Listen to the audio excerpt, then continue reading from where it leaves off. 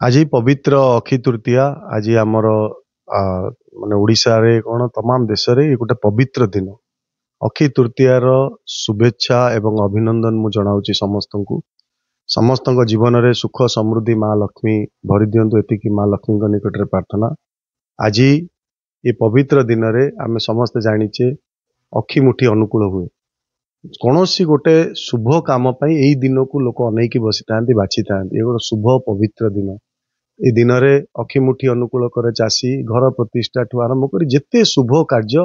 आज आमे समस्ते करिथाउ। तेणु ये पवित्र दिवस रे मु पुणी थरे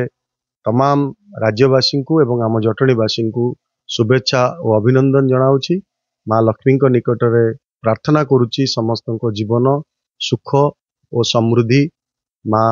ऐश्वर्य रे भरी दियंतु एतिकी मोर माँ निकट रे प्रार्थना। देखो जटणी गोटे पवित्र स्थान जटणीवासी जटणी आखपाख अंचल रे बहुत चाष जमी अच्छी आज अनुकूल मध्य चाष अनुकूल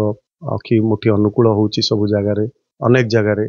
एवं जटणी गोटे शांति प्रिय जगह जटणी भाईचारार सहर जटणी कला संस्कृति क्रीडार सहर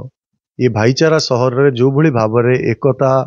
अखंडता विविधता को आमे समस्ते जटणीवासी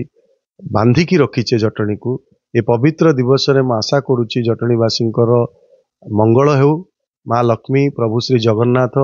जटणीवासी मंगल करंतु एवं अक्षय तृतीया रे मोर प्रभु निकट रे एतिकी प्रार्थना ये दिन शुभ हो एवं जटणीवासी शुभ कामना करुच्ची माँ पाखरे माँ लक्ष्मी पाखरे प्रभु श्री जगन्नाथ पाखरे।